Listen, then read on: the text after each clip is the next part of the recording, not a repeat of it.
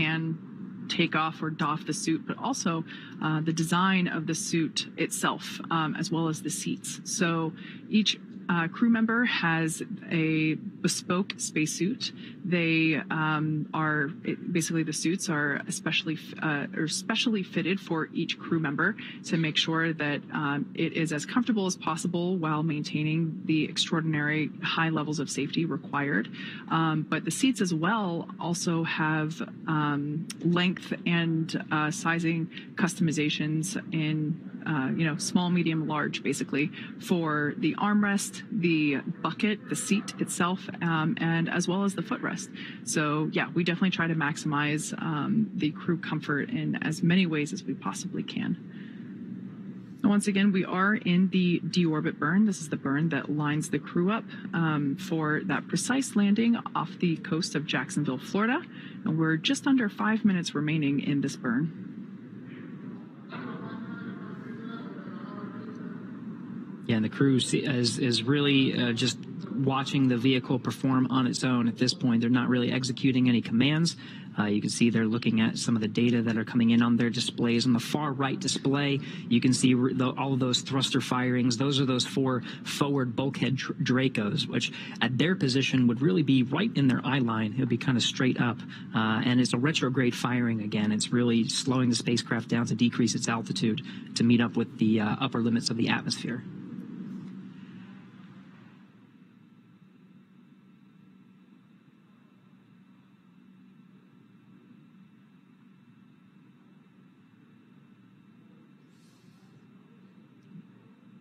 We're 12 minutes into the burn, have about 4 minutes left.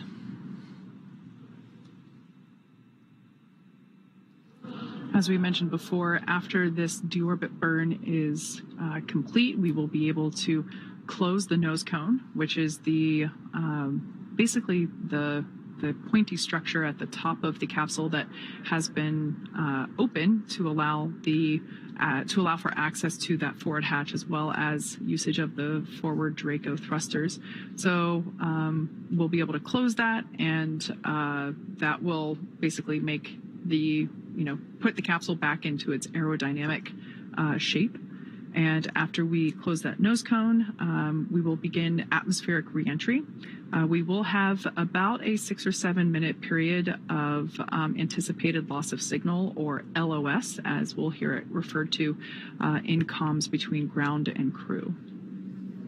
And there is some margin built into the operations. This, again, the deorbit burn is executed at the apogee of their trajectory and allows them to decrease that altitude. And it's a 16-minute burn, so that will take us to about 8:40 Pacific, so just a couple of minutes left. They have about 25 minutes until they start experiencing some drag on the atmosphere, and that allows the Dragon spacecraft to do a couple of things. It allows them to close the nose cone, as you mentioned, and also slew the Dragon once again and get into the entry interface with the pica tiles and the heat shields pointed in the right direction to take the loads of the friction of the atmosphere.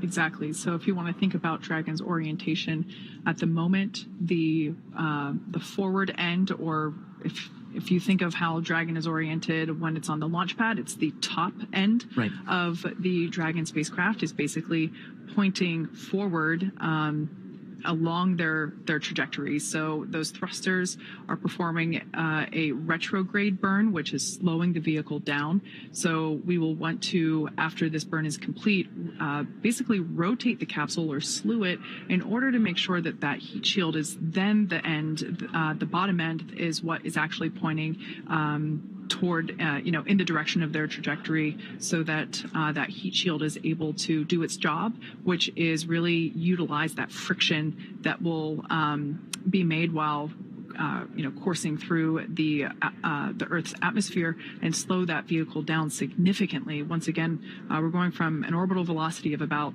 17,500 miles per hour, and that atmospheric reentry, that heat shield action will take us down to about 350 miles per hour. So we're about just over 1 minute remaining in the deorbit burn.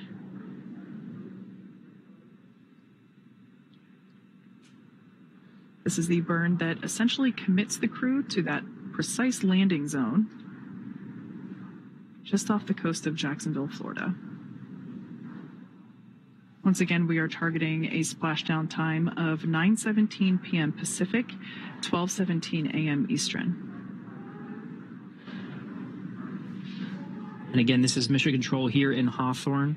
The team's here monitoring Dragon's progress and the progress of that deorbit burn. It'll be the Crew Operations and Resource Engineer, the Core, that's the voice from here in Mission Control in Hawthorne, that relays the burn performance status up to the crew via Dragon to ground.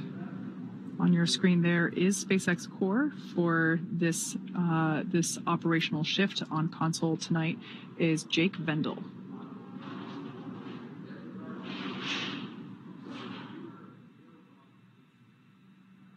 As Gary mentioned, this is the primary communicator for from SpaceX Mission Control to the crew. Very similar to NASA's Capcom role. Dragon, SpaceX, deorbit burn complete and nominal. Nose cone closure initiated. SpaceX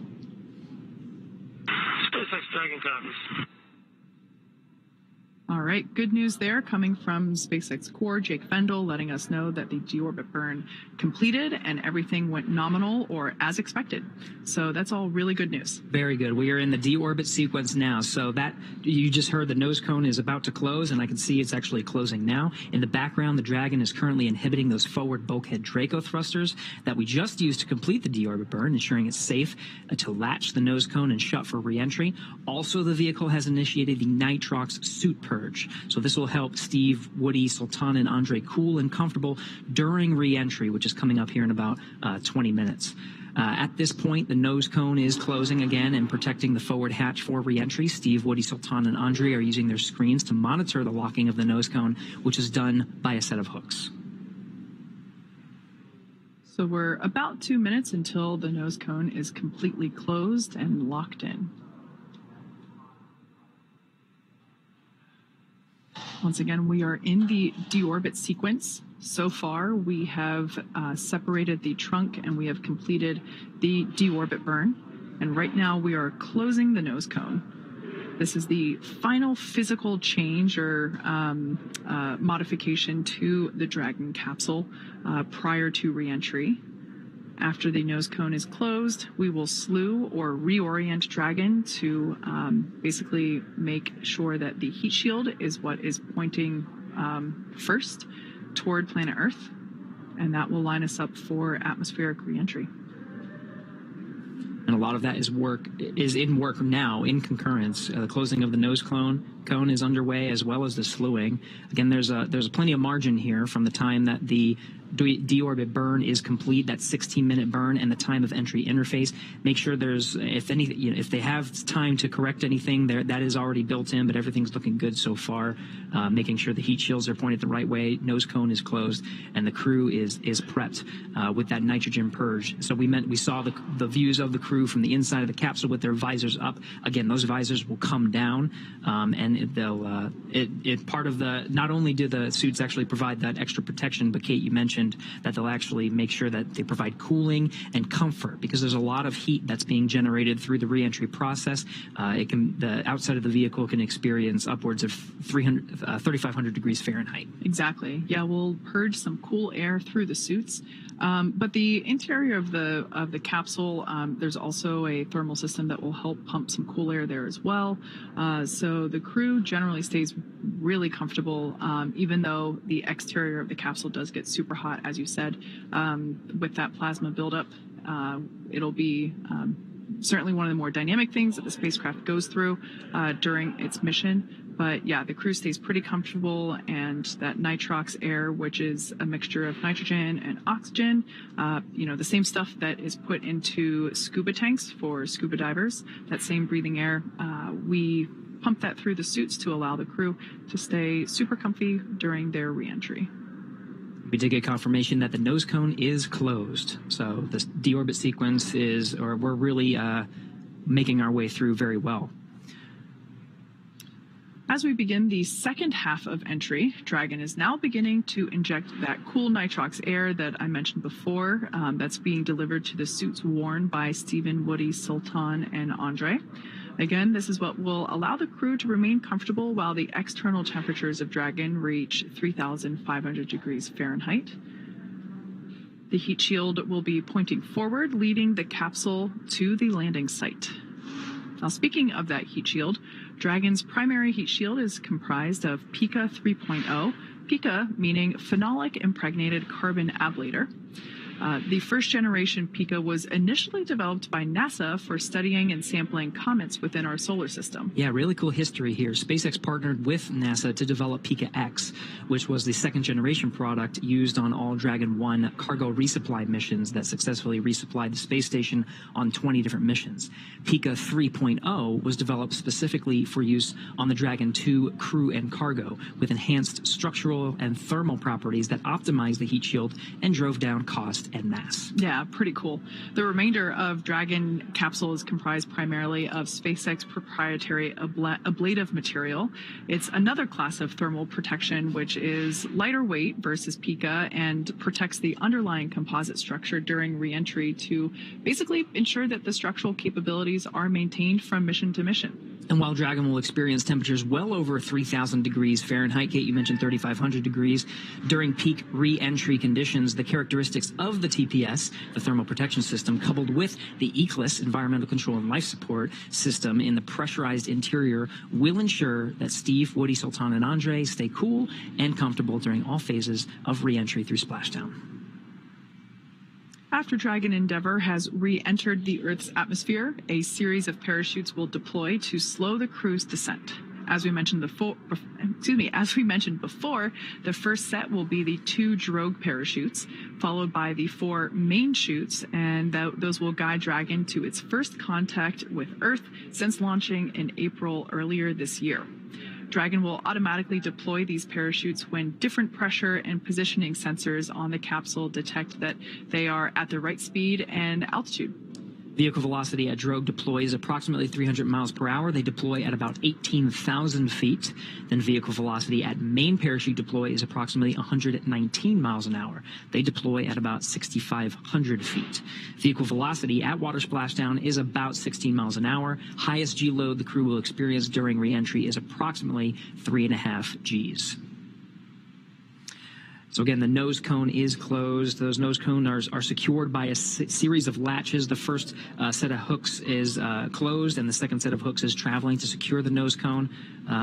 Again, that is closed, and the vehicle is slewing or orienting itself with the deorbit position, with the entry interface position, to allow the heat shield to meet up with the atmosphere. And those PICA tiles that were designed to take those loads of the heat will be pointing the right direction.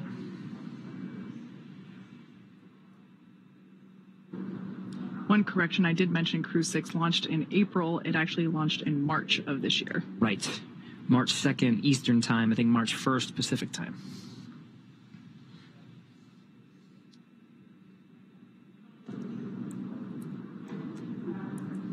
It's 8:47 p.m. Pacific time now. We're about 30 minutes from the expected splashdown time. Again, we're tracking 12:17 a.m. Eastern time over in Florida near Jacksonville, which is our primary landing site here at the Pacific Coast, 9:17 p.m. Dragon, SpaceX, nose cone secured for entry. SpaceX Dragon's office. So again, 2 sets of latches that secure that nose cone. Those have traveled and confirmed that not only is the nose cone closed, but it is secured for re-entry. And with that, Dragon, I've got a entry sequence brief. Report ready to copy.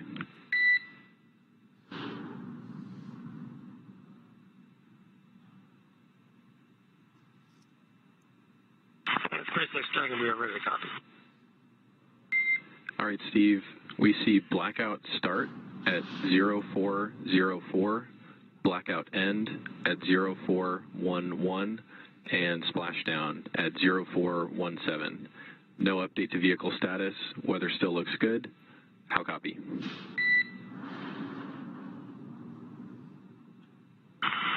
0404, 0411, and 0417. Weather still looks good.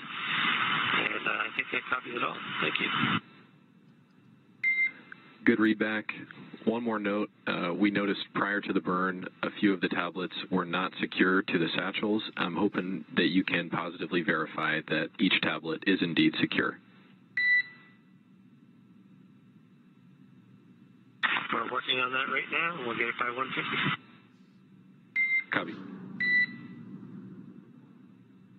All right, that was SpaceX Core Jake Vendel letting Commander Steve Bowen know our updated timeline for that expected loss of signal.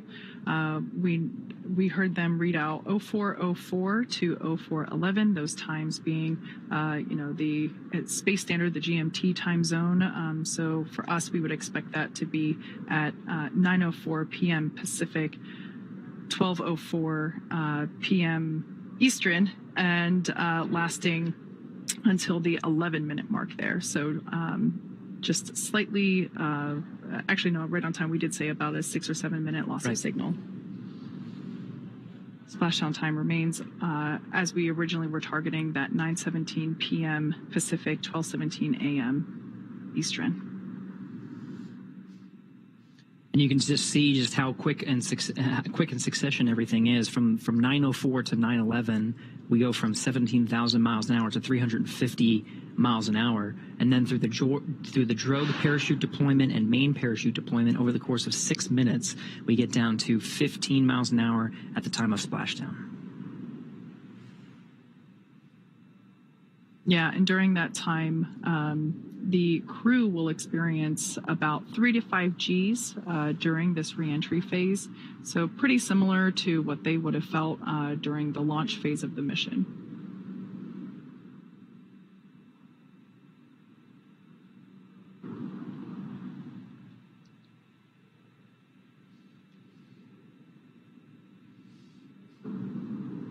We're focusing on the flight control teams here in Mission Control in Hawthorne through the duration of today's operations. If you've been following along for our coverage, we've been joined with the flight control teams over in Houston, Texas. Of course, they are monitoring very closely, but that was really for joint operations. It's a different set of flight criteria and flight rules when the two flight control rooms are working in tandem, operating by the same flight criteria. And there is that dance of the Dragon and the International Space Station. Really, the responsibility of the Dragon is on the teams here in SpaceX. They are, of course, communicating constantly with the teams over at NASA, and the NASA teams are in the loop monitoring the progression of the Crew-6 astronauts and cosmonauts' return home to Earth.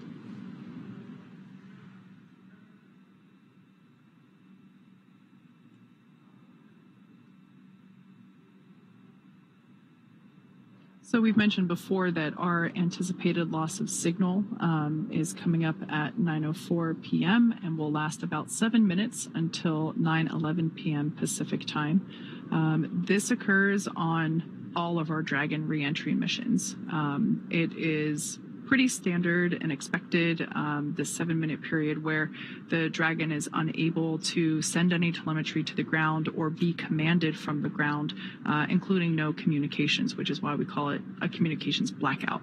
So the reason for that being, as we've said a couple of times, the heat shield located at the bottom of the capsule will be doing a ton of work as it encounters that friction from the atmosphere as it re-enters. This is a good thing. It's helping to slow the vehicle down from 17,000 miles per hour to about 350 miles per hour. Now, as a result of all that work being done by the heat shield and the friction, this plasma forms on the exterior of the capsule. And that's why we have these thermal protection systems, or TPS, all around Dragon to help protect it during these phases where that plasma builds up and gets really hot. It'll reach about 3,500 degrees or thereabout during this reentry phase. So pretty standard. That being said, it does make for a great view. If you live in Central Florida, you will definitely be able to see Dragon streaking across the night sky. Really, if you look up, you won't be able to miss it. Now, of course, once Dragon splashes down, and we did get that read very recently up to the crew that we're right on target for that 9:17 p.m. Pacific, 12:17 a.m. Eastern Time splashdown off the coast of Jacksonville. The recovery teams are already staged. We got word that the recovery vessel named Megan is out there. That'll be the one that actually lifts the Dragon capsule up from the water. There's also fast boats and jet skis and whole teams really ready to go to support the recovery operations. We've supported many nighttime landings or splashdowns in the past, and so they're very used to these operations. Dragon has systems built into the outside of the capsule that allow for flashing lights and a lot of calling of attention to itself to make sure that the recovery teams can easily see it. And of course, the assets themselves have equipment on board to be able to locate, track, and find, and of course, recover the Dragon capsule. And so those teams will go out. They'll perform a sniff. That's actually the first thing that'll happen, is the fast boats will circle the vehicle and just make sure that the Dragon capsule itself is safe to approach. There's dedicated teams that go out and make sure there's no leaking of nitrogen tetroxide or any hazardous materials before the rest of the teams move in. There's a lot of team members that are out there now to support the operation. Yeah, this evening for this Atlantic Coast recovery, we are utilizing our recovery vessel Megan, and those teams are stationed about 3 miles away from the targeted splashdown site. So it's one of my favorite but frustrating parts of splashdown is after we see the capsule actually land in the water and we see the parachutes be released and splash down as well, we then have to wait for the recovery vessel to trudge those 3 miles, and in that time we're able to see the fast boats approach the capsule, as the name suggests, much faster. They are slower than Megan, the primary recovery vessel. So they can get out there much quicker and perform, as you said, that sniff test as well as recover the parachutes from the water. Yeah, and we've seen lots of improvements just because, we're talking about Crew-6 right now. So this is not just a 6 mission. We've also done this with the demonstration mission with Bob and Doug, Demo 2. And so this will really be the 7th time that we've done it for a crew operation. And so the recovery teams have become much more efficient and had lessons learned along the way. So the recovery operations we've seen just get a lot faster overall. Absolutely. Yeah, we've done nighttime splashdown operations for Crew 1, Crew 2, Crew 3, Crew 5, as well as Axiom 2, just a couple months ago. So yeah, the recovery teams at this point have actually had more nighttime splashdowns than they have daytime. I should say for crew missions. That's right. Not for NASA crew, but for crewed missions, I'm not counting the cargo missions. Right. And it is a good nod to make sure that we mention the private missions as well. We mentioned the Axiom mission 1 and 2, of course, Inspiration 4. So there's a lot of practice with the recovery operations in these teams. Of course, we have the views here of the flight operations teams here in Hawthorne that are monitoring the Dragon's re-entry. Again, we've successfully performed a deorbit burn, so we're just waiting for that entry interface that's coming up at 9:04. So really just 7 minutes from now, and that is the beginning of the blackout period. That's when the Dragon capsule starts to experience the molecules of the atmosphere a lot closer, so that it experiences much more friction, and we start to see that plasma build up, and it provides a significant amount of drag and shaves a lot of velocity off of the Dragon capsule right now, traveling about 17,000 miles an hour. And through the 7-minute period of blackout, where there is that plasma buildup, where we are traveling through the more denser parts of the atmosphere and slowing down significantly, we'll get on the back end of that.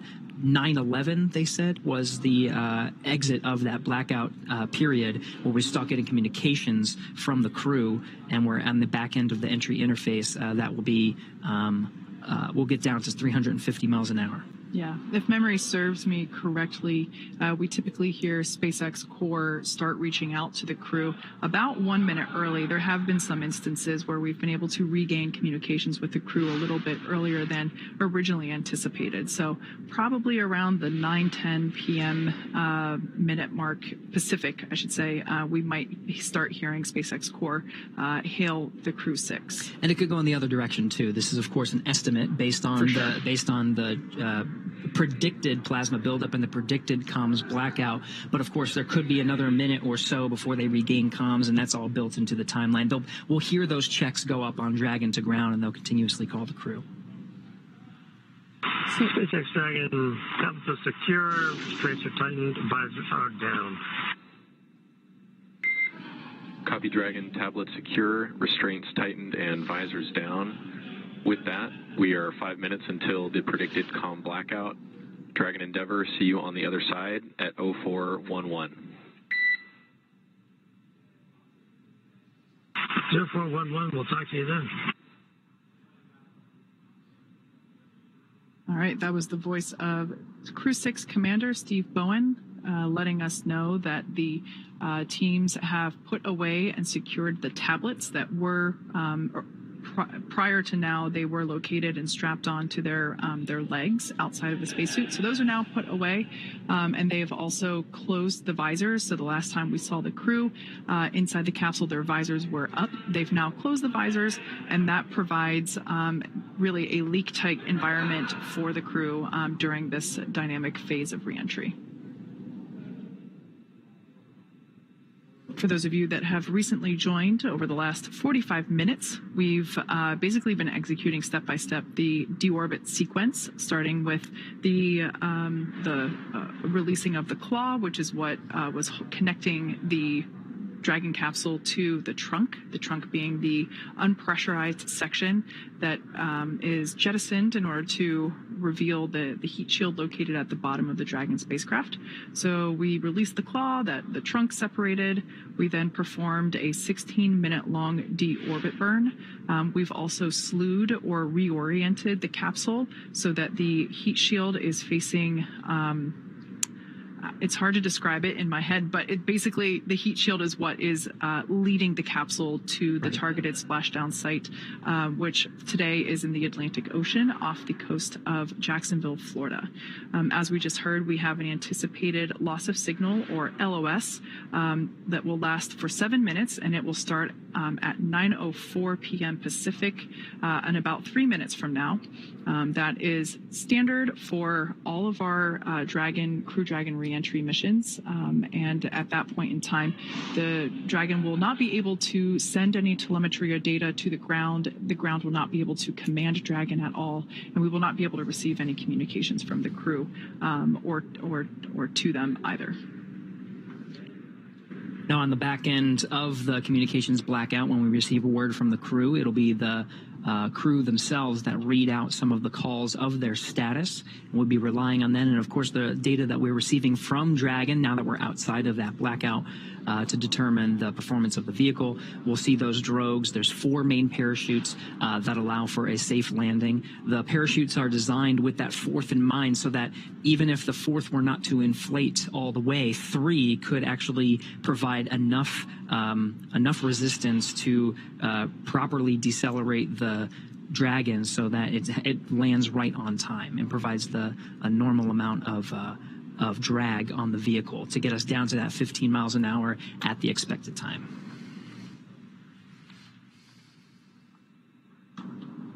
The views we're seeing now are, of course, of the flight operations team here in Mission Control in Hawthorne.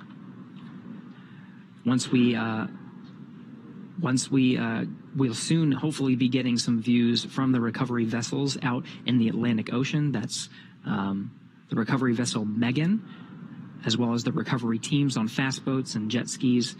We should be getting views hopefully from the Atlantic Ocean to see the Crew-6's entry through the atmosphere.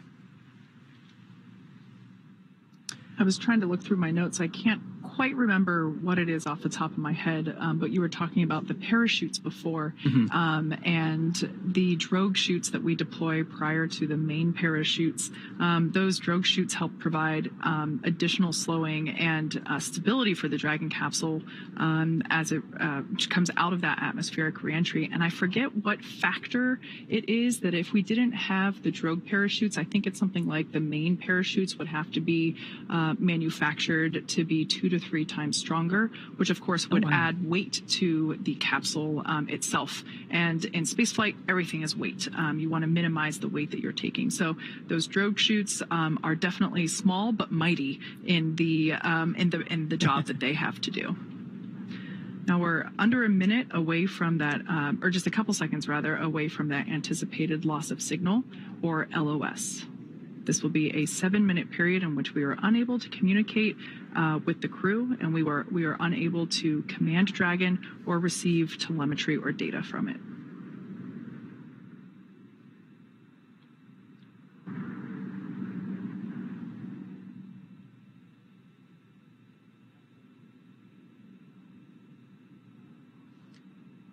Okay, we're in that loss of signal. The clock starts now, right on time, 9:04 p.m. Pacific, 12:04 a.m. Eastern. That starts the 7-minute clock of the anticipated communications blackout. Kate, as you mentioned, the teams here in Mission Control in Hawthorne may start reaching out to the crew a little early. The crew themselves may see an acquisition of signal from their own data and call out to the teams to let them know that they're outside of the blackout. It could be intermittent too, so there's a lot of different factors, but the key here is communication, and they'll continue to talk to make sure that they are relaying they, meaning the crew, are relaying the information to the teams here in Mission Control Hawthorne, and of course the Hawthorne will be able to respond. Right. So for those of you that have just recently joined us, at this point we have entered a communications blackout period, a loss of signal, or LOS, and lasts approximately 7 minutes due to plasma formation around the spacecraft. During this time, no vehicle telemetry is received by Mission Control, which you see there on your screen, and no external commanding of the vehicle or voice communication is possible. But as a reminder, Dragon is designed to fly itself. During this reentry, the vehicle will be slowing down from orbital velocity, which is about 17,000 miles per hour. And the top temperature that Dragon will experience upon reentry is about 3,500 degrees Fahrenheit. As we've mentioned before, this expected blackout period is, we anticipate it to last about 7 minutes. It might be a little bit less, it might be a little bit more, but we will definitely be able to hear the crew once they do re-enter from that anticipated loss of signal. We'll have acquisition of signal, which is AOS. That's right. And the last read up to the crew prior to their entry and the beginning of the blackout period, we were still tracking an on-time splashdown. Again, for those following along, that's 12:17 a.m. Eastern Time, 9:17 p.m. Pacific Time.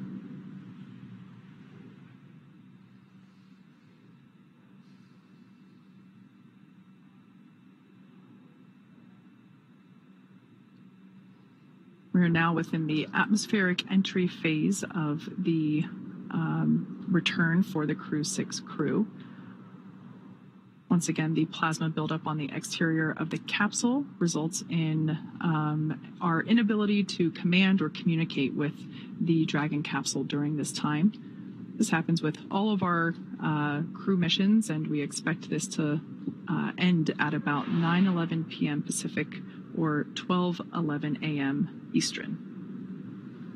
Live view there of SpaceX Mission Control located just behind Gary and myself.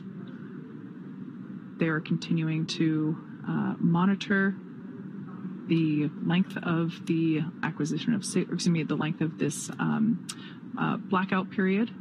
And we will be able to hear SpaceX Core, who for this evening shift is Jake Vendel.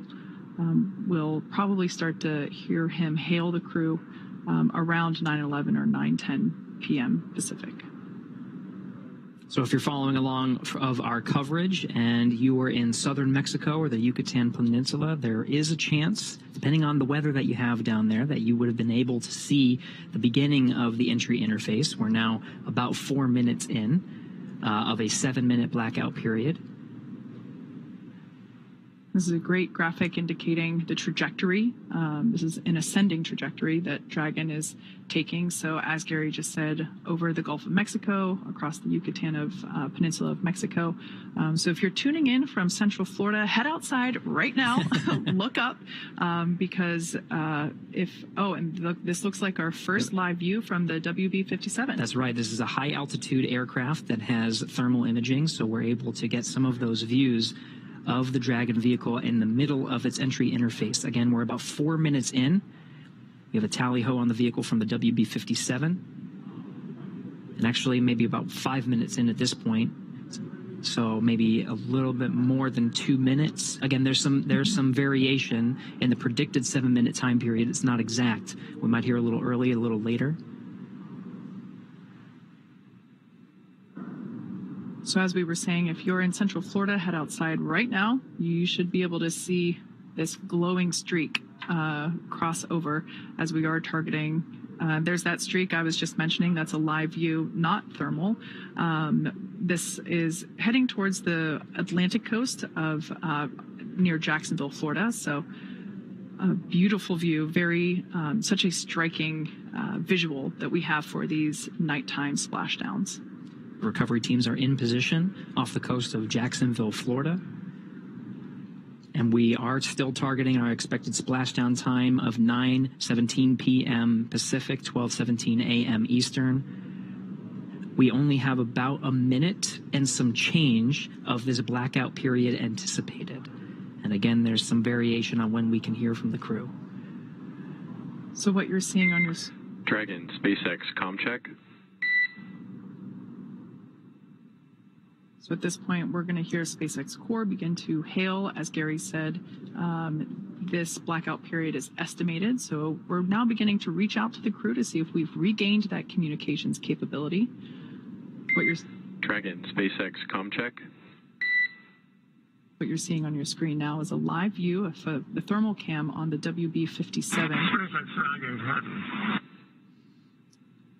And we hear Crew-6 from inside the cabin on the back end of the blackout. Copy, Dragon. We see a healthy flight computer. Expect automated chute deployment. SpaceX Dragon, copy. There's our live view of the crew, our first view of them on the other side of that communications blackout. At this point in time, they are re-entering through the Earth's atmosphere over the coast of Florida, heading towards Jacksonville, Atlantic coast. Up next will be the deployment of the drogue parachutes, which should happen in about 2 minutes, just over 2 minutes.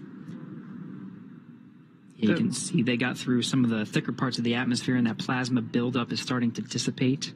We have about, less than 2 minutes or so. Dragon, SpaceX GPS converged. Expect nominal altitude for drogue chute deploy. SpaceX Dragon, copy. All right, so that call out just letting the crew know that they can expect to have the initial parachute deployment. That is the drogue parachutes. And that those typically deploy about 18,000 feet. At that point in time, the capsule is going around 350 miles per hour. Some of the data and telemetry from Dragon is in meters, so if you do hear those calls from the crew and from us, some of the telemetry we're seeing is in the metric system.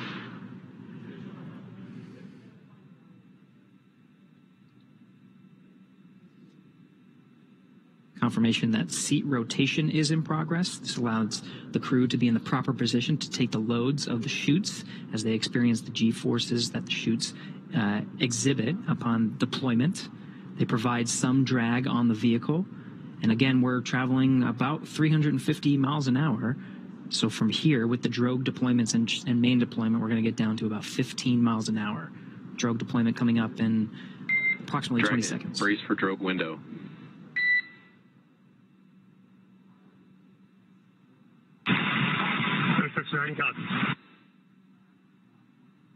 And we're roughly 30 seconds away from that drogue deployment. SpaceX Core just telling the crew to prepare for the deployment of those drogue parachutes.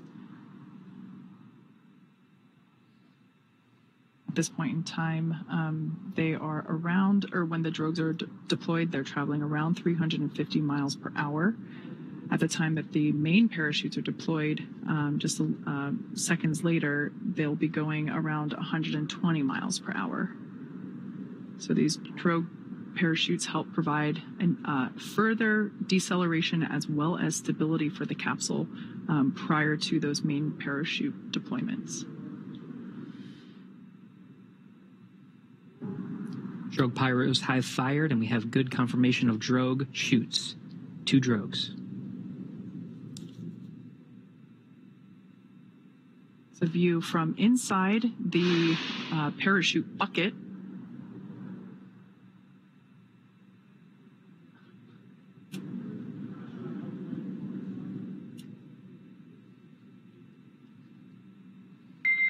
Dragon, nominal descent rate and recovery team reports a visual on 2 healthy drogues. SpaceX Dragon copy, that's good news. Should see drogue chute jettison here momentarily. We'll see those 2 chutes that you see be released from the capsule, just like so, and release the 4 parachutes, now deploying. At this point in time, Dragon has saved all of its propulsion systems and is now has already terminated that nitrox suit and cabin purges.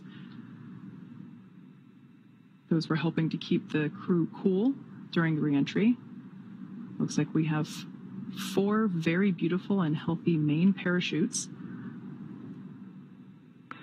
Dragon, we see a nominal descent rate on 4 healthy mains. SpaceX Dragon copies, and SpaceX Dragon coming up on 1,000. So there's that confirmation. Copy, 1,000 meters.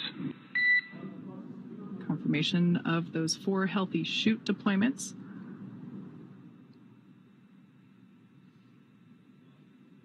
Now standing by for splashdown. At the point of splashdown, the capsule will be going about 15 or 16 miles per hour. Continuing to decelerate from a rate of from a speed of about 120 miles per hour. 800. So we will now begin. Copy, 800. To hear Commander Steve Bowen call out the altitude as they approach the water surface. That is again in meters. Landing in water is simpler and provides more margin against unlikely parachute issues. We had to learn how to make Dragon waterproof, but once you do that, it's very much a rinse, review, reuse type process. 600. Copy, 600. 600 meters, and the descent rate is as predicted, meaning we're targeting that splashdown time in about a minute.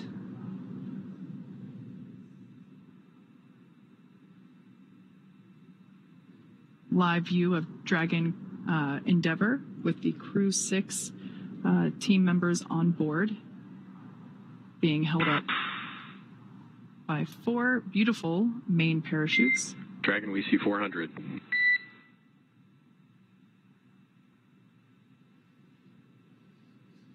We're now about 400 meters above the ocean surface.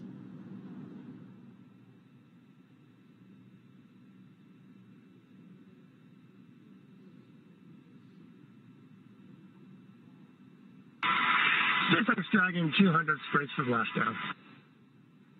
Copy, braced for splashdown. Again, the seats have been rotated in a position to take the loads of re-entry and parachute deployment as well as splashdown. The crew is braced. We are inside 100 meters.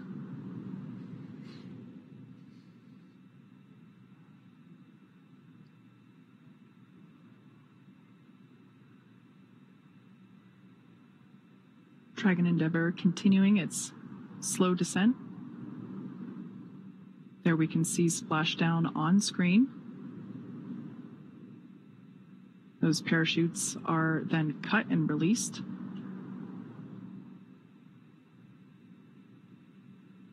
Dragon Endeavour has now returned home. NASA astronauts Steve Bowen, Woody Hoburg, Sultan Alneyadi, and Andrey Fedyaev. SpaceX Dragon splashdown. You're in water rough Dragon.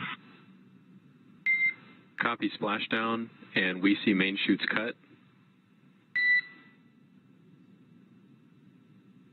After a Endurance. 17-hour return journey from space, Crew-6 is home. So the teams have been ready and waiting about 3 nautical miles away, so it's going to take them about 30 minutes to make their way to Steve, Woody, Sultan, and Andrey inside the Dragon. You can see the recovery forces in some of the views that you're seeing. Of course, these views being provided by the recovery vessels. You saw there was a helo deployed, providing some visuals and lighting of the Dragon capsule. Stable 1. Copy, Stable 1. Dragon Endeavour, on behalf of NASA and SpaceX, welcome back home. Thank you for flying SpaceX.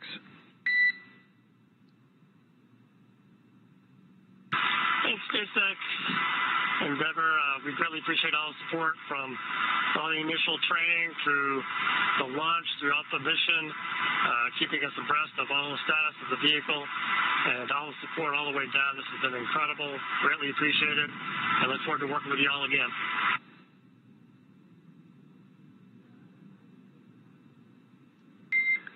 Copy all, and you've got a room full of happy people here. We've got some systems to verify safe before we give the boats a go to approach. I'll be back with you on that topic in a minute. SpaceX Dragon copies. We'll just enjoy the wallowing here. It might be soothing for maybe I'll be napping soon.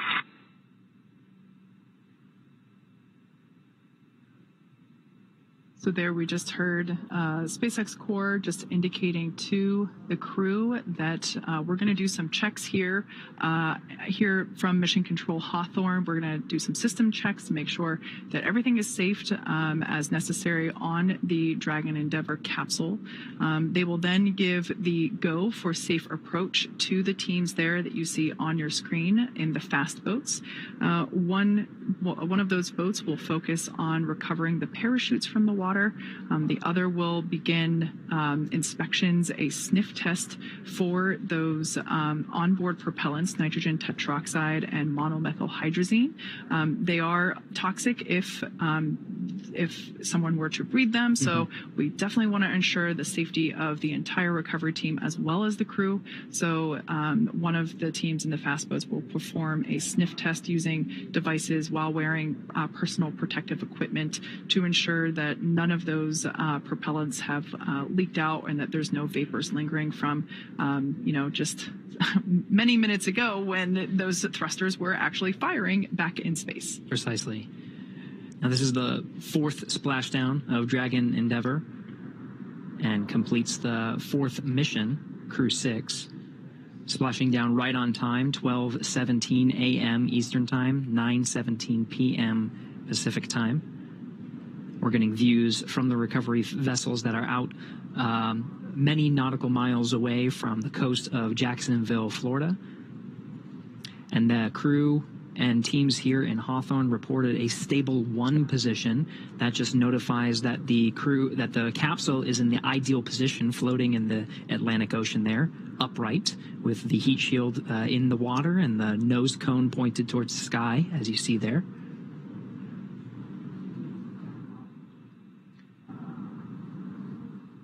As you mentioned, this is the 4th splashdown for this particular capsule. Most recently, it supported Axiom 1. Prior to that, Crew 2. And prior to that, Demo 2. So this capsule, I have great personal attachment to. I had the opportunity as part of my day job to go inside the capsule while we were building it. And when I say building it, I mean like for the first time, not during the refurbishment process. And when we were originally building it for the Demo 2 mission, I just remember being inside this capsule and thinking, Dragon, SpaceX, we are go for recovery personnel to approach the capsule. Expect fast boats alongside in just a few minutes. Dragon, we look for light. All right, good news there from Mission Control, letting the crew know that everything checked out from a systems check, and the team there on screen in the fast boat now has the green light to approach and begin performing the sniff checks for those vapors for the onboard propellants. Just to conclude my thought, it's always great to see this capsule fly and land, and it just makes me so happy to see it with another mission under its belt.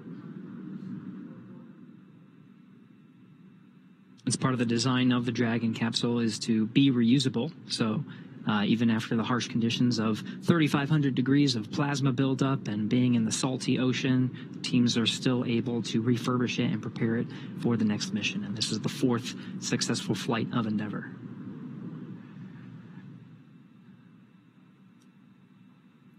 So after those hypergol checks, Dragon teams will we may see some of the team members crawling on the outside of Dragon and begin the rigging process as the recovery vessel Megan has the equipment necessary to bring the Dragon out of the water into what's called the Dragon's nest.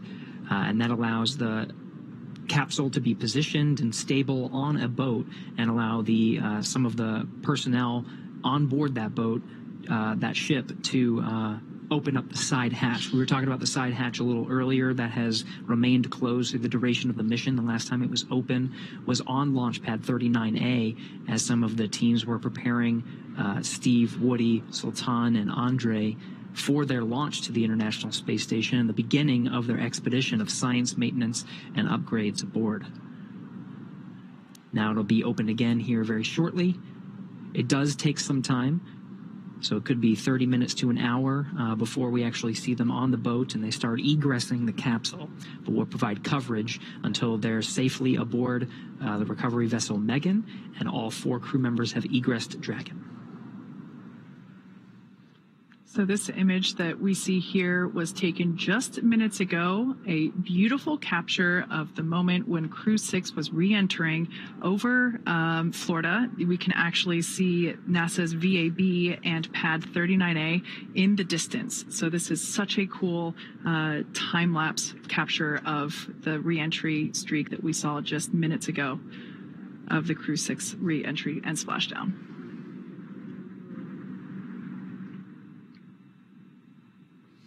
Now, of course, we have recovery teams out there that are executing these operations. We can actually see some of the personnel there.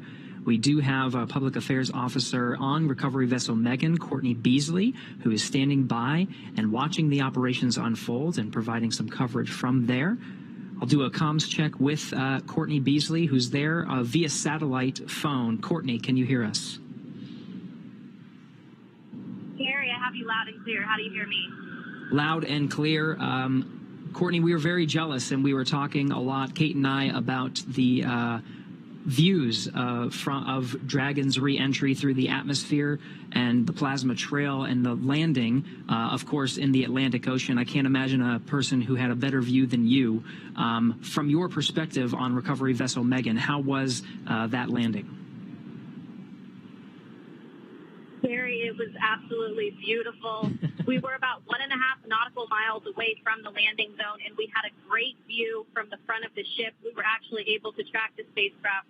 Starting when it broke the horizon, we heard the sonic boom loud and clear and tracked the spacecraft all the way down through splashdown. Dragon, SpaceX, There's something hypergol beautiful sweeps, about a and nighttime unfired ordnance splashdown. checks The nominal. only thing lighting Rigging the sky is up in tonight progress, was the moon, the and it's stars, approximately and 25 minutes returning until back home capsule to Earth. lift. Stand by for a You know, one thing PMC we with were- the SpaceX flight surgeon on the ship. And we did just hear a call out indicating that the sniff checks were successful. So the close approach team now has the green light to begin climbing on board the Dragon capsule. So we should see the recovery continue along. But I want to hear more from Courtney with her bird's eye or with her live action view. That's right. Yeah. Back to you, Courtney. We just wanted to pause for some of those communications with the crew and just follow along on the action here. But really want to understand what it's like there. You got some beautiful views. We are seeing, some of the seas. I think that we're tracking about. We're tracking sea states and wind, and we were talking about weather quite a bit leading up to today's landing. From your perspective, how is the weather out there?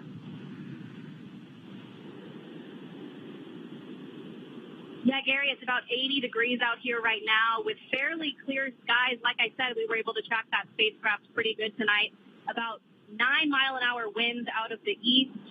The waves are considered to be rolling waves, so they're not choppy, but they are pretty big and more spread out rolling waves. But weather-wise, I think the crew will like what they feel when they get out of that capsule today and take their first breath of fresh air back here on Earth. You know, just to get some appreciation of what it took to stage the recovery forces and be prepared for this moment, just really moments after Dragon splashed down, we saw some of those fast boats rolling out to make sure that they were getting the crew as quickly as possible. Can you give us a sense of what it's taken to make sure the recovery vessels were here at this moment?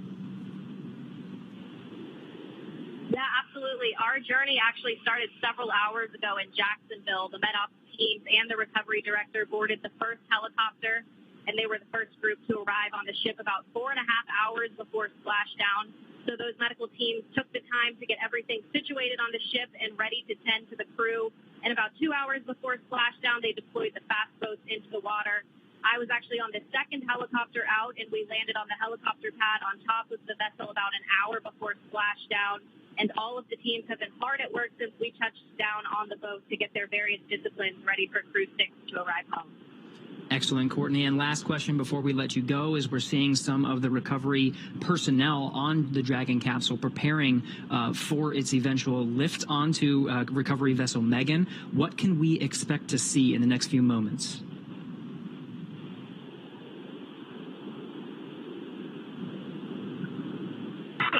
So once the crew is out Copy. We of also the have you capsule, 5x5. they'll be Boats are working transferred on you over to the and med rigging bay, up the where vehicle. crew will I'll get them back to you checked out closer by to their capsule medical lift. teams, and we'll have the opportunity to take those spacesuits off and get comfortable back here on Earth. And then, of course, they'll run through those medical checks. They'll get back on the helicopter and head back to the airport where they'll board their plane back to Houston to begin their post-flight period. You're probably getting a better view than I am right now, so I'll let you walk through that. But back here on the ship, once the crew is off, they're not the only ones returning from space today. We'll actually stay here a little longer with the cargo team since there was International Space Station cargo returned on this flight. So once we get back to the airport, the cargo teams will begin doing cargo processing, taking photos of all of the articles that were included in the cargo, and they will pack all of that into box trucks that will take them back to various NASA centers. But Gary, an overall beautiful splashdown tonight, and I hope it was the same for you back in Hawthorne. Absolutely, Courtney. We've been getting some fantastic views. Thank you so much for that report. That was Courtney Beasley out on the recovery ship, providing live coverage from the landing site just off the coast of Jacksonville. We're back in the action now, seeing some of the views from the recovery vessel and the recovery operations team, including helicopters, fast boats, jet skis, and of course, we're getting views from some of the ships that are standing by waiting to actually pull Dragon out of the water. So at this point in time, the Dragon capsule has saved all of its systems. Mission Control did a systems check to make sure that that was true and accurate. They gave the fast approach teams the green light to approach and begin the rigging process, which is what we are now seeing underway. Additionally, they have recovered the parachutes from the water. So those were, we were able to see those being dragged onto a boat. And what we have now is there's one individual that we see kind of like a spider monkey crawling all around the capsule and attaching the necessary rigging, the straps.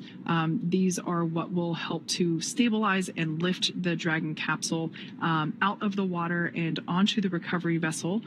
For tonight's operations, we are using our Atlantic Coast recovery vessel, Megan, and hopefully in probably like 30-ish minutes from now, it kind of varies depending on the sea states, which, as we can see, a little bit more waves than some other missions, but still well within the limits for recovery, really probably unfazing to the individuals that are out here doing the work as they train extensively for these operations, whether it's daytime or nighttime. So obviously we can see one person there working to secure that strap around the base of the service section of the Dragon capsule, and that is one of the primary stabilization strap rings that will help to lift the capsule out of the water and onto the Dragon's nest on board Megan.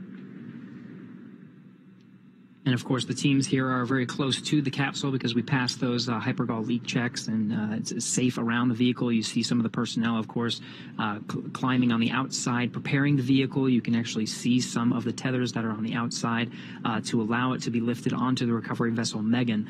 Some of our views are even getting better as the recovery ships that are providing some of the live views that we're seeing are getting closer to the Dragon Endeavour.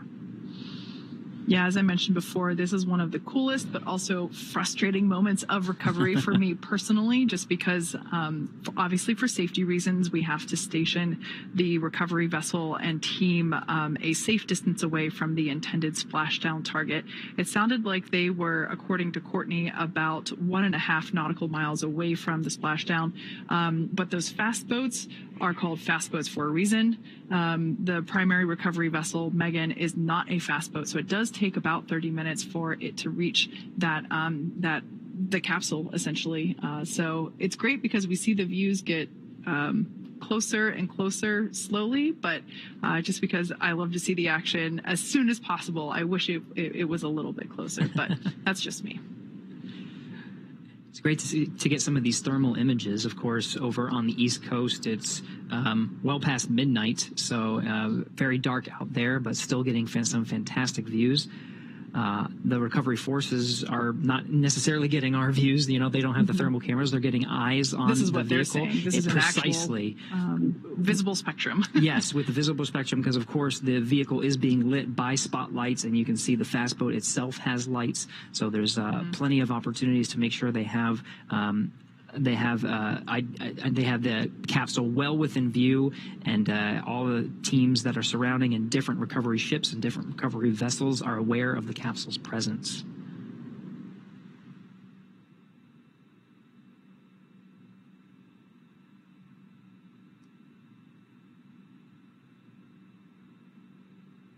You can see some of the features of the Dragon capsule as the recovery forces outfit it with the rigging necessary to bring it onto recovery vessel Megan.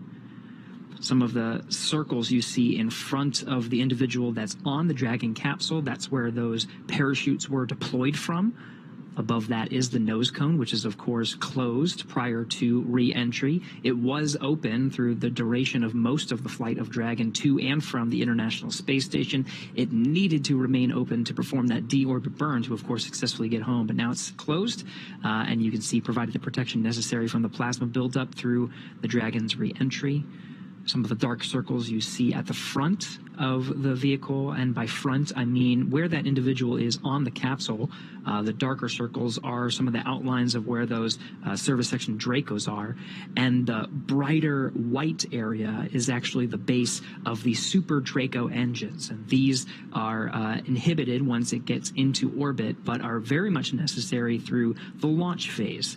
In the event of any abort that is necessary, it would be those Super Dracos that you're seeing, the bright white area, that would fire and provide enough thrust capability to escape a speeding Falcon 9 rocket.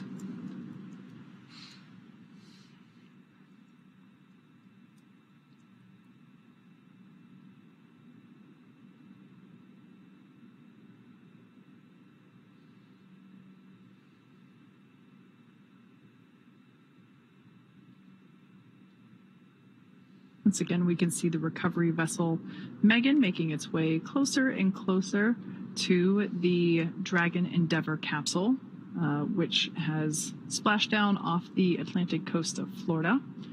We can see the recovery team in the fast boats that have now approached the Dragon capsule. They are in the process of rigging it up with the necessary straps and equipment that will be utilized for right there. That is the actual the Dragon's nest that we will be lifting the Dragon capsule onto.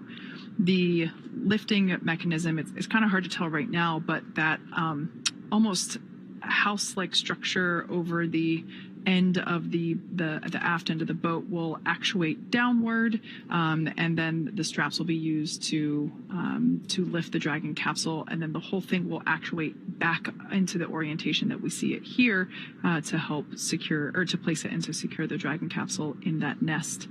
After the capsule is placed in the nest, they will then just roll or translate the nest forward to where the platform is that we will actually be able to see the recovery team open the side hatch and eventually have Crew-6 egress or exit from the capsule. So if you look through the back there, you can see the capsule. That's that white speck in the background there in the darkness behind Megan. Yeah, you can actually see the distance now. It's becoming much more clear. The space recovery vessel was designed very much with a Dragon in mind. Of course, that hydraulic lift bringing it onto the Dragon's nest, and that platform, Kate, that you were describing, it allows for access right at the right spot, right in front of that side hatch. The side hatch will be facing right towards the camera. That will allow, when that Dragon nest comes in towards that platform, the crew on board recovery vessel Megan will have access to that side hatch to go ahead and open that.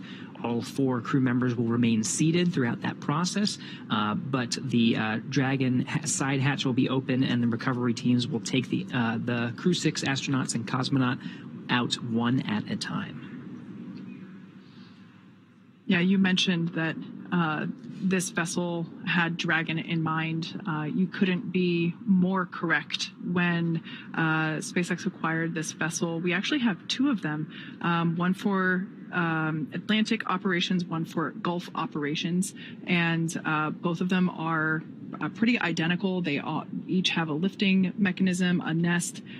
We basically designed the interior and exterior of the vessel to accommodate efficient and speedy operations for Dragon recovery. In addition to these physical recovery assets, there are also medical bays where each crew member will get a quick medical checkout by the flight surgeon after egress, as well as a helicopter deck that in some instances is utilized to have the crew depart from there. So it is definitely a bespoke boat, if you will, a vessel for these Dragon recovery operations.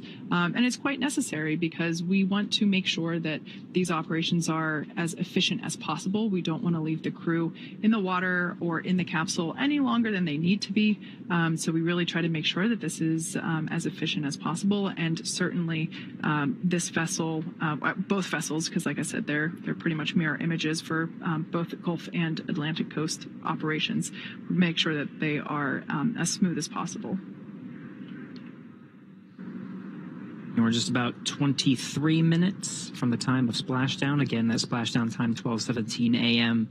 Eastern Time, 9:17 p.m. Pacific. So we're already closing in on the vehicle. The recovery teams up at this point, just to do a quick recap, have done initial checks of the spacecraft to make sure there was no hypergol leaks, any hazardous gases or materials, just to do a quick sniff check and make sure that the spacecraft was safe to approach. Once that was cleared, we saw some individuals on the Dragon capsule outfitting it with the rigging necessary for those straps you see on recovery vessel Megan. That hydraulic lift will bend forward and be attached to the Dragon capsule and be lifted off right onto that beautiful, perfectly Dragon-designed little disc you see on the Dragon nest. That's where Dragon will rest very comfortably to allow access to the crew. So that has happened over the past 24 minutes or so, and we are making great progress right on the timeline for the recovery ship to arrive. Dragon, SpaceX, be advised, we're transitioning the forward link over to the recovery vessel. Comm will be unavailable for approximately 5 minutes. SpaceX Dragon top.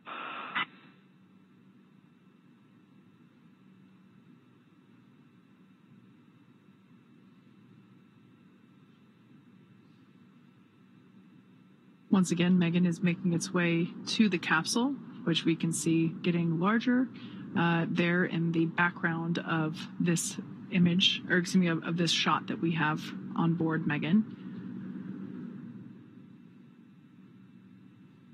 Once the capsule is a little bit closer, we'll begin to see the team in the water attach the straps and all the equipment necessary from the boat onto all the straps and equipment that they have been attaching around and on the Dragon capsule itself.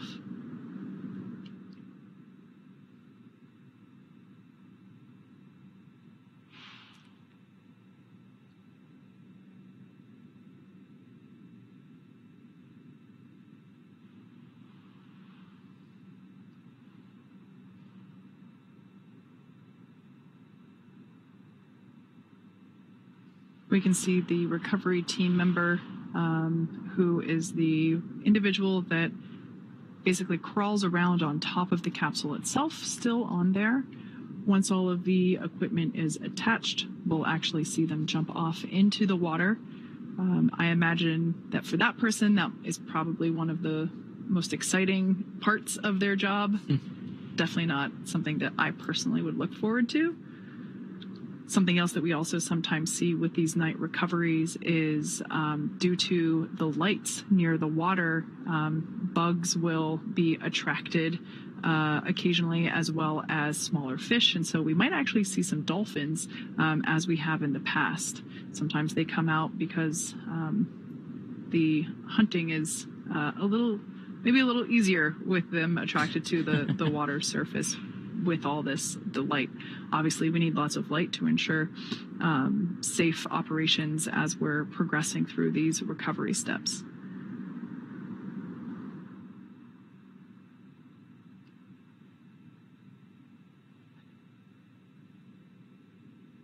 So you can see one of the rigging equipment was thrown to the fast boat, now attached to Dragon.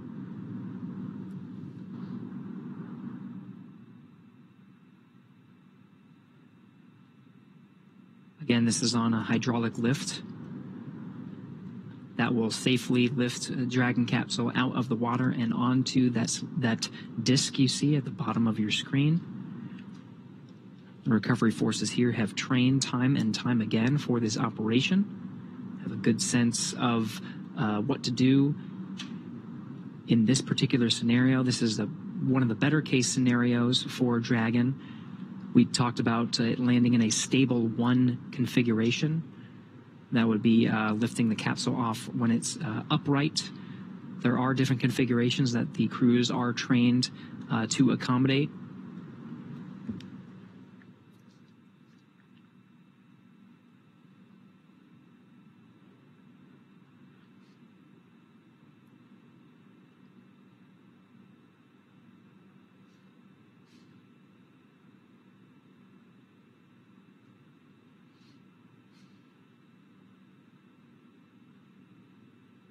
As we mentioned before, the Dragon capsule is soon to be lifted onto the recovery vessel Megan. It will then, once it's in the Dragon's nest there that we can see on screen, it'll be pulled forward to the recovery platform, which is currently off screen, but we'll get a view of that later on whenever Dragon is in place. The crew will egress. They will... Dragon, SpaceX, forward link transition complete. Com check. SpaceX Dragon, have you line clear? Glad to hear from you. An update, the recovery vessel is backing up to the ship now, maybe 50 meters away, and looking for your go to come on board with internal cameras. SpaceX Dragon, come on board. Copy.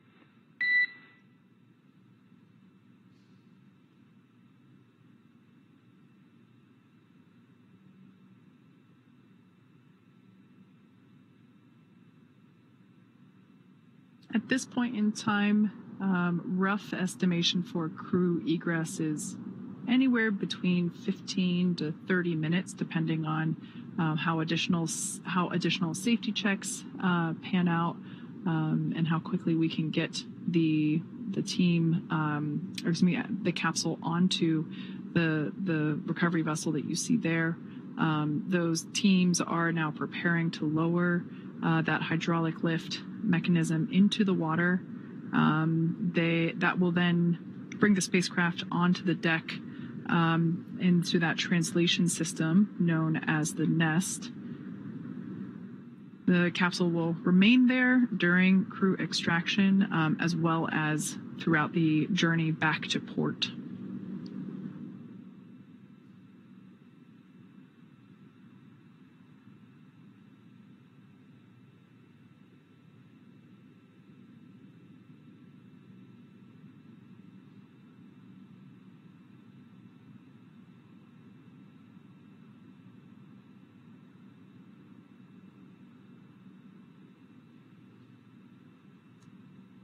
So one of the lines of the hydraulic lift has now been thrown to the rigger. The hydraulic lift is now moving into position, moving forward. This is the position that allows the initial lift of the Dragon capsule out of the Atlantic Ocean and then onto the Dragon nest. Dragon SpaceX rigging complete. Approximately 5 minutes until capsule lift. SpaceX Dragon top. We'll be waiting.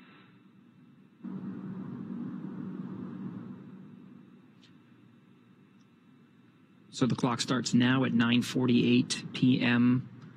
Pacific time, 12:48 a.m. Eastern time. We'll be looking for Dragon to be lifted out of the water at approximately 9:53 p.m. Pacific, 12:53 a.m. Eastern.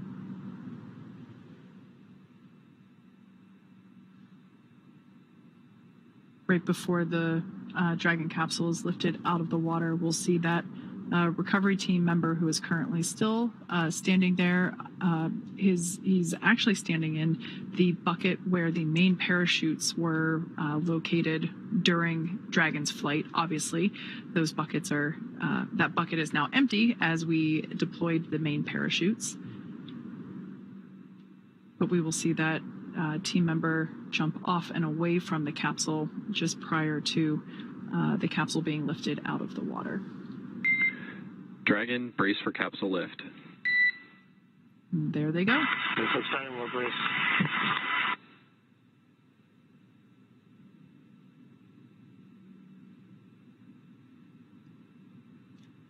We mentioned a couple of times the recovery team's familiarity with these operations and able to move a little bit quicker.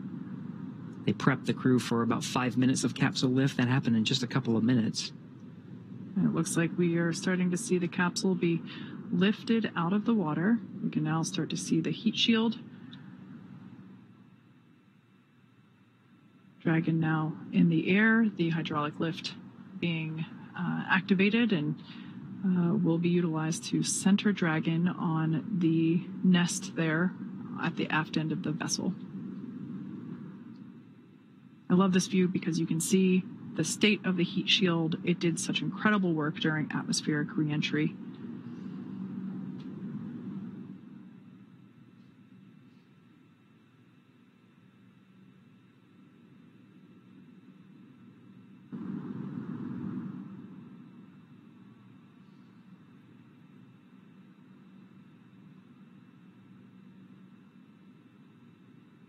Dragon Endeavour now placed into the nest of our recovery vessel Megan.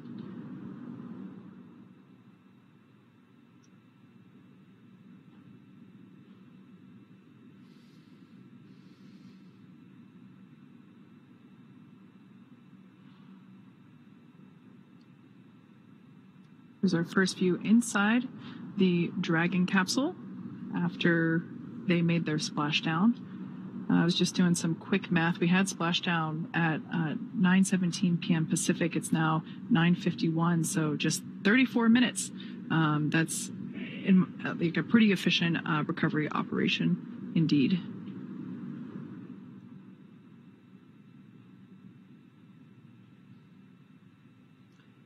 See the cabin lights on the inside the Dragon are off as the crew patiently waits for the recovery forces to do their job and get them out of the water and, of course, ready for egress. Dragon, I'm happy to see you safe and sound on board. Personnel are completing their final checks. Stand by for translation across the deck to the egress platform. SpaceX Dragon copies. We'll be waiting.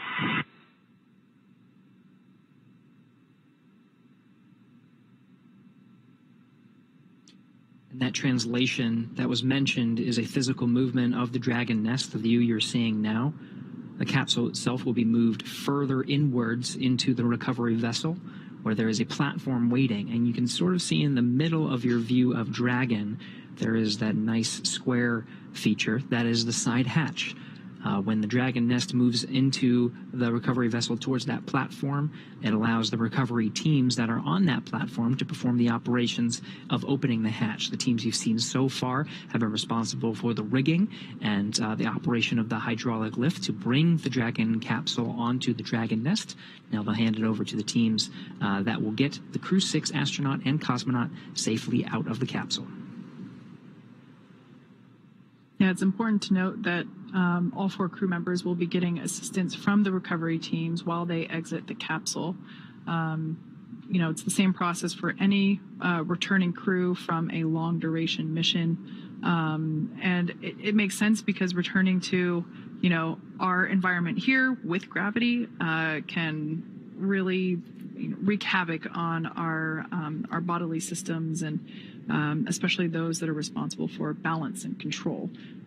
So we will be providing assistance, but I'm sure we will be seeing smiles and thumbs up along the way.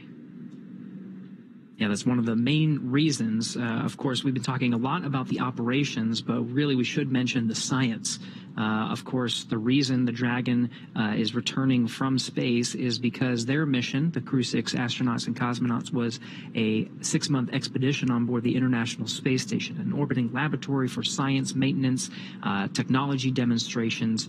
It's the lab that allows gravity to be taken out of the equation, and you can find some new and interesting things about many different parts of science: physical science, biological sciences, and of course human sciences. You can learn a lot about the human body, and that's very necessary for learning how humans adapt to space and, of course, returning from space to a one-gravity environment. Very necessary for understanding how to send humans further into the solar system, to the moon and to Mars.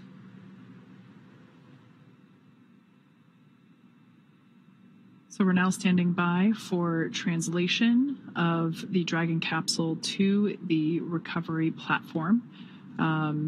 Basically meaning that once everything checks out here, we should see the entire capsule move towards us. We'll get a different camera view on board the recovery vessel once the Dragon capsule starts to move, but it'll basically put it right up next to the platform that is basically right at the same height as the bottom of the side hatch. Oh, there we have our first movement of Dragon Endeavour making its way to that recovery platform.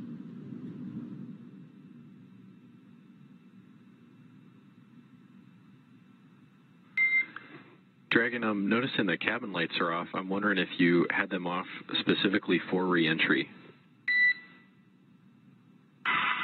SpaceX Dragon, we did, and you turned them on us. We were enjoying the nice calm lighting. Wait, turn it back on again. Good. We're enjoying the lighting. We have to see what's going on outside this way. No worries on the lighting. Fine with the lights off. I imagine your re-entry was pretty amazing. Side hatch opening should be any minute now, and I think that's about it for me working with y'all tonight. It's great to see you back. Steve, Woody, Sultan, Andrey, happy to have you back home safe.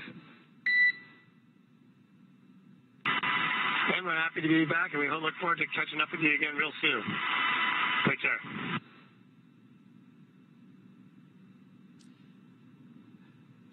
It's an important note. The crew has the ability to toggle lights on and off, and turning them off during the re-entry phase. There are those windows that we've been seeing. All right, Dragon, I know I said goodbye. I'm back, and I'm wondering if you can indeed turn the cabin lights on for the recovery team to come inside. Absolutely, we'll take care of that. And they're on now. So we'll be seeing those lights turn on here momentarily, but again, they've been off in this configuration, so if you're trying to imagine what the crew was experiencing during re-entry, it was with the darkness, but there are those windows on the Dragon itself, and through the plasma buildup, they were able to see some of the plasma come through the windows and really get to experience the full experience that is re-entering from space into the Earth's atmosphere, and just sit back and relax and enjoy it. Yeah, that also makes sense given that it is dark out and, you know, for them to be able to, where possible, see the recovery operations happening outside. Yeah, same reason why, you know, as kids, we're not allowed to turn lights on in the car when mom and dad are driving at night because you can't see very well outside. So that makes a lot of sense. But we did ask them to turn them back on just so that we're able to help the crew egress. And once the side hatch is open, the flight surgeon will be the first person to poke their head in and just do a quick thumbs up scan of all 4 crew members to make sure everything is good. But what we're doing right now on the outside of the capsule, we're doing additional safety checks. We saw momentarily some of the recovery team, they had face masks on. This is personal protective equipment, or PPE. It's basically a respirator to allow them to breathe clean air. They're just going to do some additional sniff tests for any lingering hypergol vapors. Once again, the onboard propellants that we use, nitrogen tetroxide and monomethylhydrazine, are toxic if you know, we come into contact with them or we breathe those vapors. So just once again, ensuring full safety for the recovery team on board, as well as the crew as we prepare to open that side hatch. We want to make sure that none of those vapors are lingering. Side hatch, if we get these views from the inside, we'll also be able to alternate from the outside, is now open. You see the recovery team is open and waving to the crew. First humans that the Crew-6 has seen on the ground in 6 months. Looks like we got some fist bump action, thumbs up. Seems like the crew is in pretty good spirits after their journey back home. We're not getting audio, but I am getting reports that on the recovery ship there was a big round of applause from all the recovery team on recovery vessel Megan as soon as that side hatch opened for the crew, congratulating them on a successful mission and successful return home.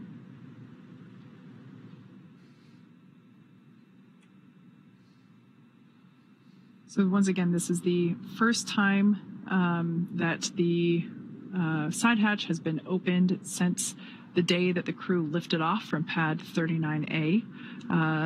This side hatch is not utilized while they are on station. We use the forward hatch, or the hatch located at the top of the Dragon capsule, for ingress and egress to the space station. So this is the first time that the side hatch is open, and like you said, Gary, their first breath of fresh air since their departure.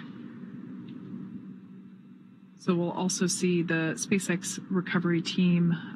Perhaps they already installed it, but I think they did. It's a protective casing around the side hatch. As we mentioned before, we do reuse these capsules. This is actually the 4th flight for this particular capsule. So to help make sure that we protect the hardware, as well as the spacesuits themselves, we want to make sure that that side hatch has a little bit of protection. So there's a small piece that they put around the edge to help protect it. Looks like we're getting some initial photos of the crew's return while continuing to secure that side hatch.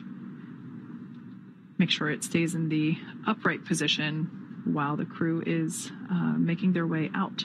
Again, we will be providing assistance to all 4 crew members as they egress, as returning to our 1G environment, our 1 gravity environment here on Earth can be difficult after spending so many months in space. Once again, this crew lifted off in very early March, so they've certainly been enjoying microgravity for a while.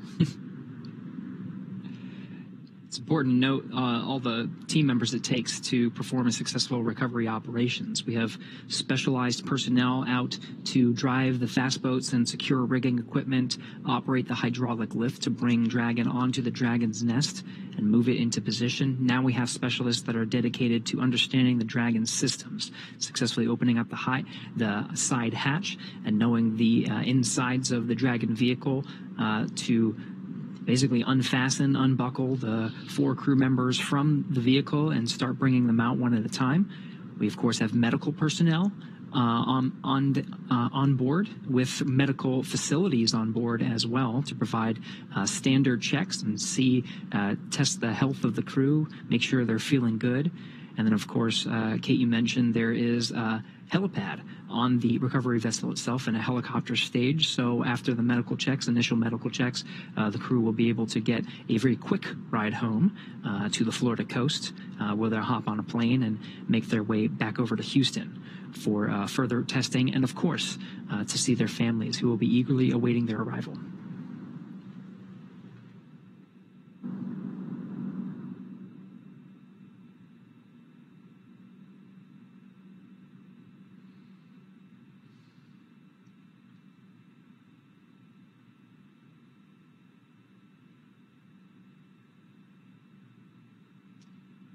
It's important to note that Stephen, Woody, Sultan, Andrey will be getting assistance from these recovery teams while exiting the capsule. This is the same process for any returning long-duration crew members, as returning to the gravity environment can be a big toll on the vestibular system, responsible for maintaining balance and motion.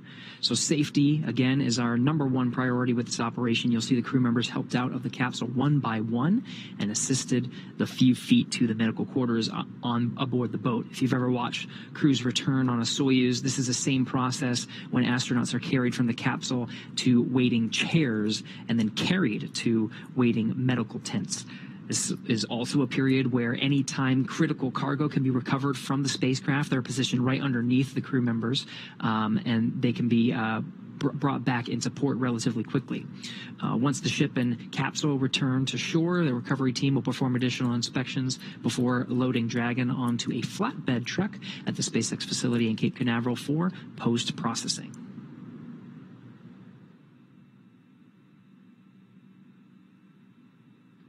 As part of the effort to make sure that there's a bit more room for crew egress within the capsule, we are currently detaching and removing the footrests that we saw attached to each of the 4 seats inside Dragon. This just helps to create a little bit more space and enable the crew to get out a little bit easier. We'll also likely see them put a small slide up against the side hatch, and that will allow the crew to kind of slide out a little bit to egress a bit easier.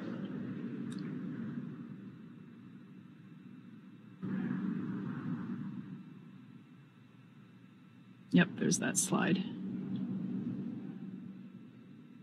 It's like they've done this before. Yeah, we've done it just a few times.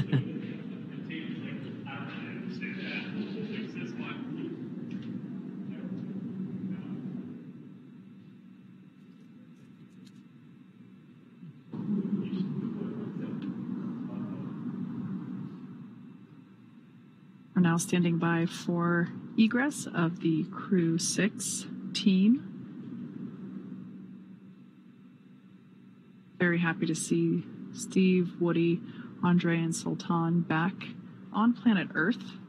I'm sure they are also excited to come out, and as you mentioned, it's after the medical checks, they'll hop in the helicopter and go home, a quick ride. So I bet they're all getting really excited for the opportunity to see their families really soon. And of course, the change of gravity from microgravity to 1G can be taxing on the body. So throughout that whole process, through the medical checks, through the helicopter ride, the plane ride, the crew will have facilities and will have the ability to rest through much of that journey. As, of course, this has been a taxing journey for them, and they'll have well-deserved rest along their journey back home to Houston.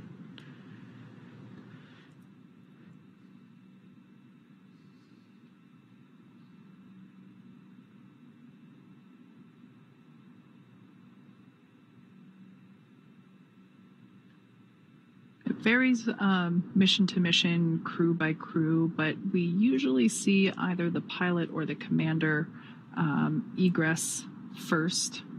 So with this view here, Commander Steve Bowen is in that left seat, and pilot Woody Hoburg is in the seat on the right.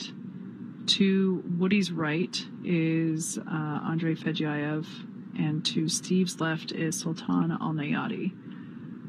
So usually it makes it easier if the center seats are vacated prior to the 2 mission specialist seats, but it really varies crew to crew.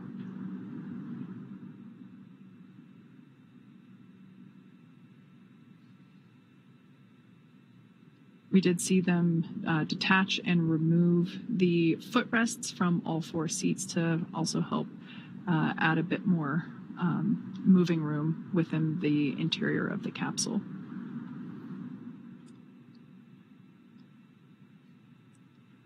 There's a series of checks, so it's not as easy as just unbuckling and getting out of your seat. The seats, of course, and suits are designed with human spaceflight in mind.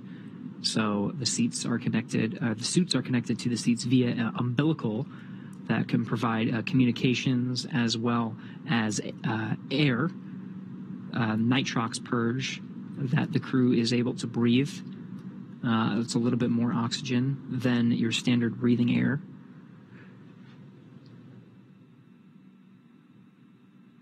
And so there is some technical specifics to get them egressed. So it is quite a process. So we're just standing by for them to get out of their seats. Does look like Steve will be the first out.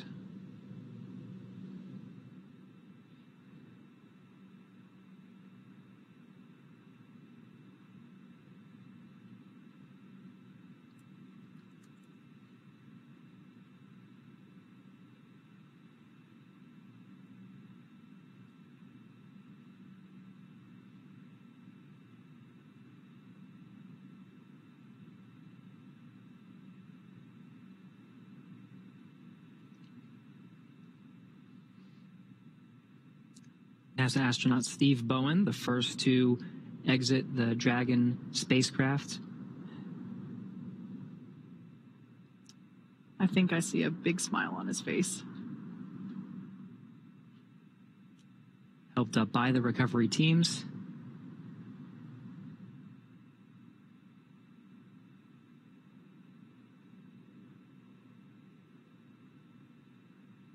Now being seated in a rolling chair to help move him back to the medical bay, where he will get a quick checkout with the flight surgeon. And again, this is standard procedure. We can see some applause happening on deck. Looks like our pilot, Woody Hoburg, will be the next to egress.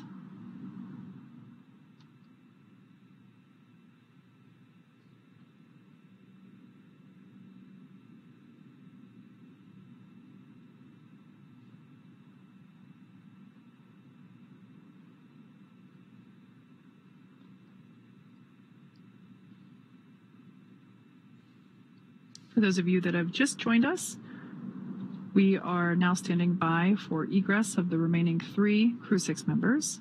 We can now see Woody Hoburg making his way, pilot of Crew-6, making his way down the slide. Looks like some excitement, possibly some more applause happening off camera. Remaining inside are mission specialists Sultan Alneyadi and Andrey Fedyaev.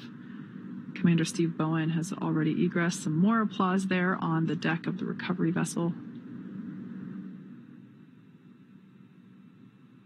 Dragon splashed down just under an hour ago at 9:17 p.m. Pacific, 12:17 a.m. Eastern. So just under an hour ago, they made contact with the ocean surface, and here we see them now egressing and beginning the last steps before being able to make their way home. That's right. The 2 NASA astronauts have exited the Dragon spacecraft and are now in the medical facilities as part of the standard procedures and checks necessary before they board the helicopters and take the flight back to shore. Of course, there are the 2 mission specialists left in the capsule. If they follow standard procedure, it should be Andrey Fedyaev that we see egress the capsule next.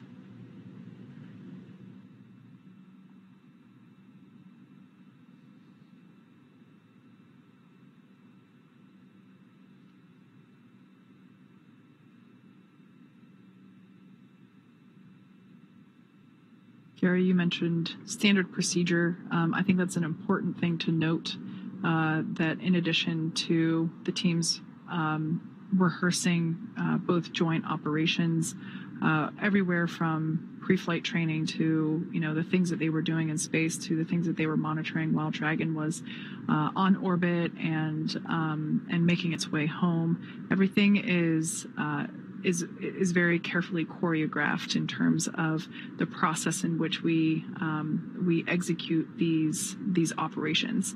So even from a recovery standpoint, you mentioned before that, our recovery times from the first time we did this with humans on Demo 2, again, using this same capsule, this capsule has flown 4 times now. Our operations have gotten more efficient and they are documented step by step. And so, of course, whenever it comes to egress, there is a little bit of flexibility that if a crew member needs or wants to egress sooner than later, we can do that. But generally, as I mentioned before, we do try to vacate the 2 center seats first. We can now see 2 more leg rests being removed footrests being removed from the seats inside the capsule, again, just to create a little bit more room. Yeah, you mentioned the efficiencies, Kate. We're inside of an hour now, and this is from the moment of splashdown at 12:17 p.m. Eastern. It's now 1:14, or 12:17 a.m. Eastern, rather. So it's now 1:14 a.m. Eastern, and we're seeing the 3rd crew member egress. So we're just an hour, really, after splashing down that the crew is able to set foot on the recovery vessel.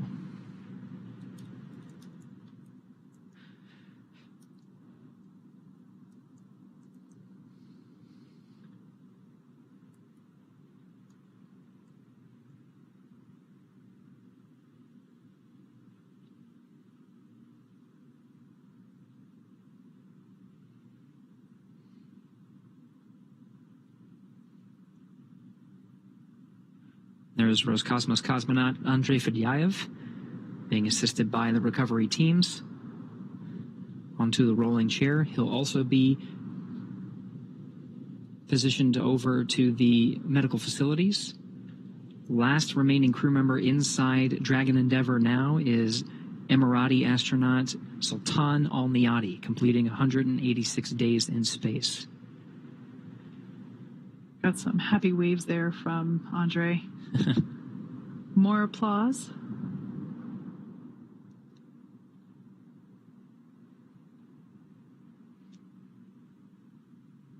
And the last footrest being detached from Sultan Alneyadi's chair.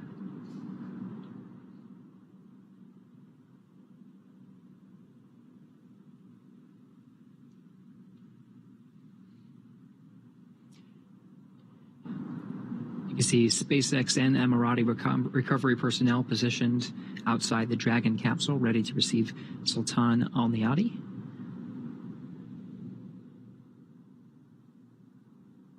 Again, he is the last remaining crew member inside Dragon Endeavour.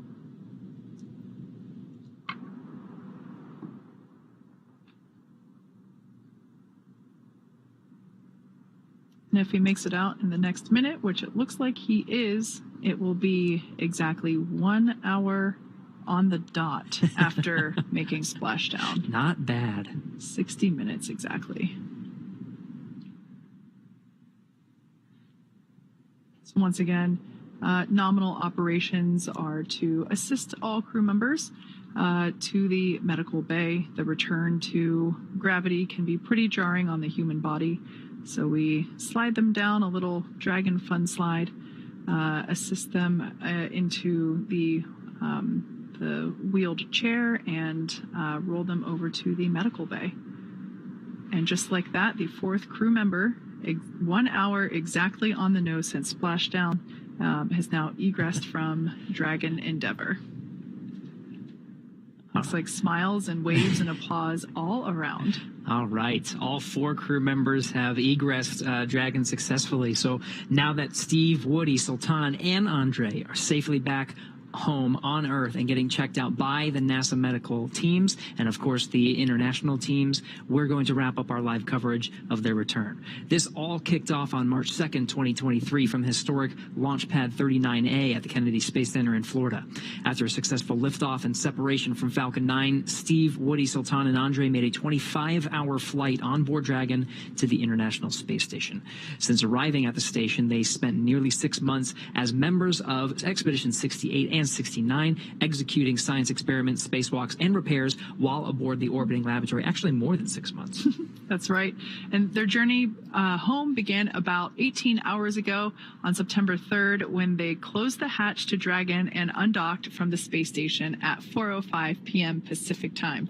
Then, after 5 successful departure burns and a phasing burn to line up their orbit, Steve, Woody, Sultan, and Andrey rested for a few hours before waking up to prepare for re-entry this morning. We jettisoned Dragon's trunk and performed our final on-orbit maneuver, the 16-minute-long deorbit burn, at 8:24 p.m. Pacific time, 3:24 GMT, and that is what put Dragon on its path home to Earth. The spacecraft re-entered the Earth's atmosphere and slowed its descent with successful deployments of 2 drogue parachutes, followed by 4 main parachutes, and with final splashdown occurring off the coast of Florida near Jacksonville at 9:17 p.m. Pacific time, 4:17 GMT. Following that successful splashdown, we saw the SpaceX recovery experts move in really quickly and prepare Dragon Endeavour for its lift onto the recovery vessel. And just almost exactly an hour following splashdown, we saw Steve, Woody, Sultan, and Andrey make their way out of Dragon and into the recovery ship's medical facilities, safe and sound. So after the medical facilities and medical checks, they'll catch a helicopter flight back to shore where they'll transfer to the aircraft that will take them home. Steve, Woody, Sultan, and Andrey will take a NASA plane for the short flight back to Houston, and later Andrey will fly back to Russia and Sultan to the UAE. They'll be reunited with families to bring an end to the mission. It's been an honor and a privilege to share their journey with all of you as we continue in this new era of human spaceflight. Return today marks the end of the direct handover that we just executed after successfully launching the Crew-7 mission to the space station just a little over a week ago.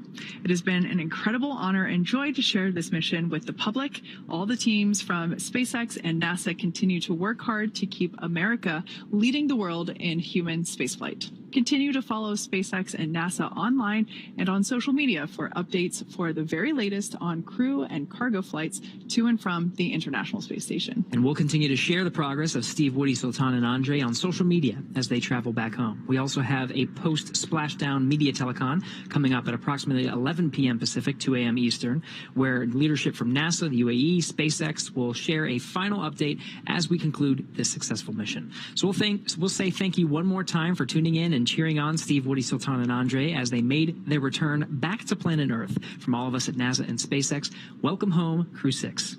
So long.